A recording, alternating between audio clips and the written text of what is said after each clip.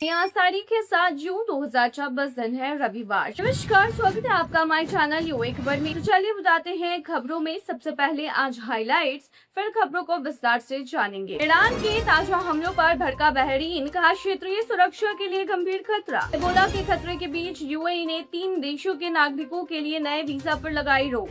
गर्मी की छुट्टियों में यात्रा से पहले आखिरी समय पर वैक्सीन लगवाने से बचे, यूएई के डॉक्टरों की सलाह। अबू धाबी में जुड़वा बच्चों की सफल सर्जरी, 15 जून के ऑपरेशन के बाद अलग किए गए सिर से जुड़े जुड़वा। और आखिर में हम जानेंगे कि आज के रियल रेट्स, क्या आज के गोल्ड रेट्स और क्या है आज के दरहम रेट्स। तो चलिए खबरों को विस्तार से बताते हैं। ईरान में ताजा हमलों पर भड़का बहरीन, कहा क्षेत्रीय सुरक्षा के लिए गंभीर खतरा। बहरीन ने 6 जून को ईरान द्वारा किए गए ताजा मिसाइल और ड्रोन हमलों की कड़ी निंदा करते हुए इसे अपनी संप्रभुता, सुरक्षा और अंतर्राष्ट्रीय कानून का गंभीर उल्लंघन बताया है। बहरीन के विदेश मंत्रालय ने कहा है कि इस तरह की आक्रामक कार्रवाई क्षेत्रीय शांति और स्थिरता के लिए खतरा पैदा करती है तथा तनाव को और बढ़ा सकती है। सरकार ने अंतर्राष्ट्रीय समुदाय से स्थिति को नियंत्रित करने और क्षेत्र में सुरक्षा बनाए रखने के लिए आवश्यक कदम उठाने की अपील की है।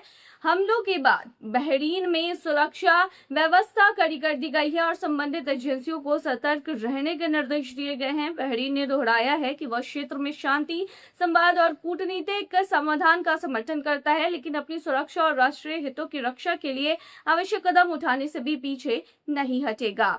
इबोला के खतरे के बीच यूएई ने 3 देशों के नागरिकों के लिए नए वीजा पर लगाई है रोक। संयुक्त अरब अमीरात यानी कि यूएई ने इबोला वायरस के संभावित खतरों को देखते हुए democratic Republic of Congo, Uganda और दक्षिण सूडान के नागरिकों के लिए नए वीजा जारी करने को अस्थायी रूप से निलंबित कर दिया है। अधिकारियों के अनुसार यह फैसला 6 जून से लागू हो गया है और इसका उद्देश्य देश को संक्रामक बीमारी के प्रसार से सुरक्षित रखना है। नए नियमों के तहत 3 देशों से आने वाले यात्रियों के यूएई में प्रवेश पर प्रतिबंध रहेगा। हालांकि ऐसे लोगों को छूट दी जा सकती है जिन्होंने यूएई आने से पहले लगातार 21 दिनों से अधिक समय किसी अन्य देश में बिताया हो। यूएई की संबंधित एजेंसियों ने स्पष्ट किया है कि यह एक एहतियाती कदम है और फिलहाल देश में इबोला का कोई मामला दर्ज नहीं हुआ है। स्वास्थ्य और सुरक्षा अधिकारियों का कहना है कि वैश्विक स्थिति पर लगातार नजर रखी जा रही है तथा सार्वजनिक स्वास्थ्य की सुरक्षा के लिए सभी आवश्यक उपाय भी किए जा रहे हैं।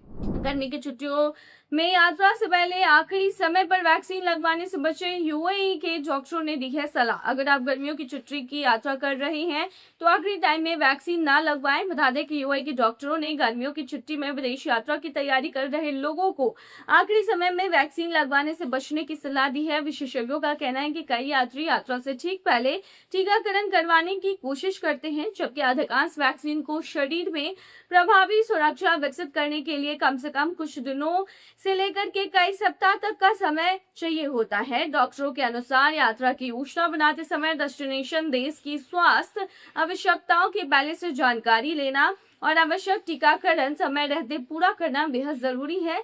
उन्होंने चेतावनी दी है कि अंतिम समय में लगवाई गई वैक्सीन अपेक्षाकृत सुरक्षा नहीं दे सकती, जिससे यात्रियों के संक्रमित होने का जोखिम बढ़ सकता है।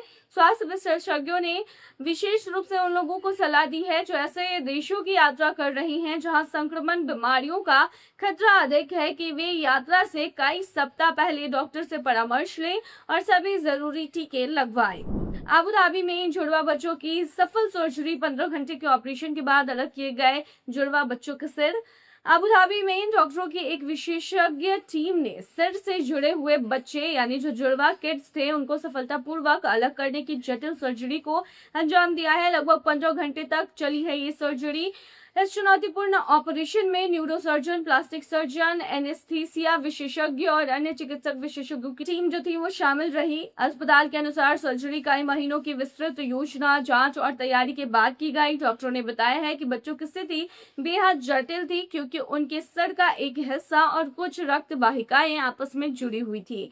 सफल ऑपरेशन के बाद दोनों बच्चों को गहन चिकित्सा निगरानी में रखा गया है और उनकी हालत स्थिर बताई जा रही है। चिकित्सा विशेषज्ञों ने इसे आधुनिक स्वास्थ्य सेवाओं और उन्नत सर्जिकल तकनीक का एक महत्वपूर्ण उदाहरण बताया है। वहीं बच्चों के परिवार ने पूरी मेडिकल टीम के प्रति आभार व्यक्त किया है। कामकाजी कार्रवाई, तेज इलाज, दुबई के डॉक्टरों ने नई 5 मेडिकल वीजा का किया है स्वागत। आपको बता दें कि दुबई में स्वास्थ्य क्षेत्र के विशेषज्ञों और डॉक्टरों ने नए स्मार्ट मेडिकल वीजा सिस्टम का स्वागत करते हुए कहा है कि इससे मरीजों को कम कागजी कार्रवाई के साथ अधिक तेज और सुविधाजनक इलाज मिल सकेगा। नए डिजिटल सिस्टम के तहत चिकित्सा उपचार के लिए आने वाले अंतर्राष्ट्रीय मरीजों की वीजा प्रक्रिया को सरल और अधिक प्रभावी बनाया गया है, जिससे आवेदन, मंजूरी और यात्रा की तैयारियों में लगने वाला समय कम होगा। डॉक्टरों का मानना है कि ये पहल जो है वो दुबई को मेडिकल टूरिज्म के प्रमुख वैश्विक केंद्र के रूप में और मजबूत बनाएगी। विशेषज्ञों के अनुसार स्मार्ट मेडिकल वीजा से मरीजों को बेहतर एक्सपीरियंस मिलेगा, जबकि अस्पतालों और स्वास्थ्य संस्थानों के लिए भी प्रशासनिक प्रक्रियाएं आसान होंगी। इस कदम से गंभीर मरीजों को समय पर उपचार प्राप्त करने में हेल्प मिलेगी। स्वास्थ्य सेवाओं तक पहुंच पहले से अधिक सुगम हो सकेगी। कुवैत में तेज रफ्तार चलाना पड़ सकता है, भारी स्पीडिंग उल्लंघन पर प्रवासियों को किया जा सकता है डिपोर्ट। कुवैत ने सड़क सुरक्षा को मजबूत करने के लिए यातायात नियमों के उल्लंघन पर सख्त रुख अपनाया है। अधिकारियों ने चेतावनी दी है कि अत्यधिक तेज रफ्तार से वाहन चलाने जैसी गंभीर ट्रैफिक उल्लंघन में शामिल प्रवासियों यानी कि एक्सपर्ट्स के खिलाफ निर्वासन यानी कि डिपोर्टेशन की कार्रवाई की जा सकती है। कुवैत के संबंधित अधिकारियों के अनुसार बार बार या फिर गंभीर रूप से ट्रैफिक नियम तोड़ने वालों पर केवल जुर्माना या फिर लाइसेंस संबंधित कार्रवाई नहीं होगी, बल्कि देश से निष्कासन जैसे बड़े कदम भी उठाए जा सकते हैं। ये फैसला सड़क दुर्घटना को कम करने और सभी सड़क उपयोगकर्ताओं की सुरक्षा सुनिश्चित करने के उद्देश्य से लिया गया कदम है। अधिकारियों ने वाहन चालकों से सीमा गति का पालन करने और यातायात नियमों का सम्मान करने की अपील की है, ताकि किसी भी कानूनी कार्रवाई से बचा जा सके। यूएई में पहली बार शुरू हुई लाइसेंस प्राप्त स्पोर्ट्स बोटिंग गेमिंग सेक्टर में नया इतिहास। आपको बता दें कि संयुक्त अरब अमीरात यानी कि यूएई ने अपने पहले आधिकारिक रूप से लाइसेंस प्राप्त स्पोर्ट्स बोटिंग और आई गेमिंग प्लेटफॉर्म की शुरुआत करके एक ऐतिहासिक कदम उठाया है। ये पहली बार है जब देश में ऑनलाइन स्पोर्ट्स वॉचरिंग यानी कि स्पोर्ट्स वेजरिंग और इंटरनेट गेमिंग सेवाओं को नियामक मंजूरी के साथ संचालित किया जाएगा। ये पहल यूएई के गेमिंग सेक्टर को नियंत्रित और विनियमित ढांचे के तहत विकसित करने की व्यापक रणनीति का हिस्सा मानी जा रही है। देश की गेमिंग नियामक संस्था ने प्लेटफॉर्म को लाइसेंस प्रदान किया है और इसके संचालन के लिए सख्त नियम एवं जिम्मेदार गेमिंग संबंधित दिशा निर्देश तय किए हैं। अधिकारियों का कहना है कि इस कदम का उद्देश्य एक सुरक्षित, पारदर्शी और अंतर्राष्ट्रीय स्टैंडर्ड्स के अनुरूप गेमिंग वातावरण तैयार करना है। विशेषज्ञों के अनुसार यह फैसला यूएई के पर्यटन, मनोरंजन और डिजिटल अर्थव्यवस्था क्षेत्रों को भी नई गति दे सकता है, जबकि खिलाड़ियों के लिए कानूनी और नियंत्रित ऑनलाइन गेमिंग विकल्प उपलब्ध होंगे। फ्लाइट से पहले लौटाए 10,000 दिरहम, दुबई के ईमानदार टैक्सी ड्राइवर को मिला सम्मान। दुबई में ईमानदारी के एक प्रेरणादायक मिसाल जो है वो देखने को मिली है, जब एक टैक्सी ड्राइवर ने एक विदेशी पर्यटक का खोया हुआ बैग, जिसमें 10,000 दिरहम कैश और अन्य महत्वपूर्ण निजी सामान था, उसकी फ्लाइट रवाना होने से पहले वापस पहुंचा दिया।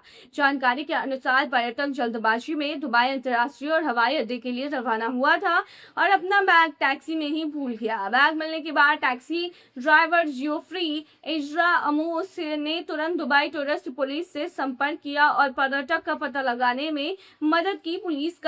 पुलिस और ड्राइवर के संयुक्त प्रयासों से बैग समय रहते उसके मालिक तक पहुंचा दिया गया, जिससे वह अपनी उड़ान भी पकड़ सका। इस सराहनीय और ईमानदार कार्य के लिए दुबई टूरिस्ट पुलिस ने ड्राइवर को सम्मानित किया है। अधिकारियों ने कहा है कि ऐसी घटनाएं दुबई को दुनिया के सबसे सुरक्षित, भरोसेमंद और पर्यटकों के अनुकूल शहरों में शामिल करने में महत्वपूर्ण भूमिका निभाती है। ये घटना न केवल ड्राइवर की ईमानदारी को दर्शाती है, बल्कि दुबई में सेवा क्षेत्र के कर्मचारियों की जिम्मेदारी और पेशेवर प्रतिबद्धता भी उदाहरण है।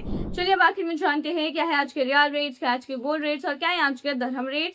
शुरू करेंगे रियल रेट से। तो आज एक सऊदी रियाल में 25.41 रुपए है, जो कि पिछले दिन 25.55 रुपए था।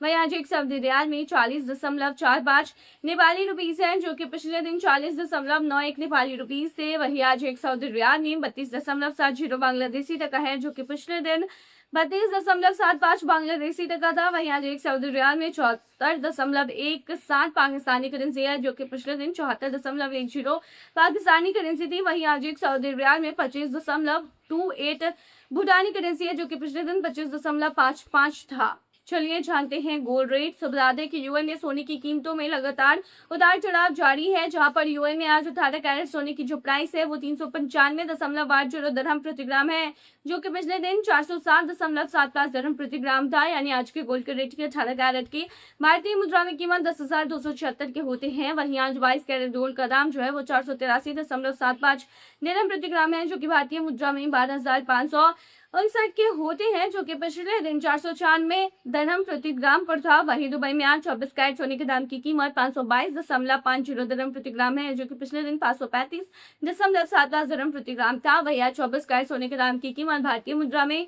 13,565 के होते हैं।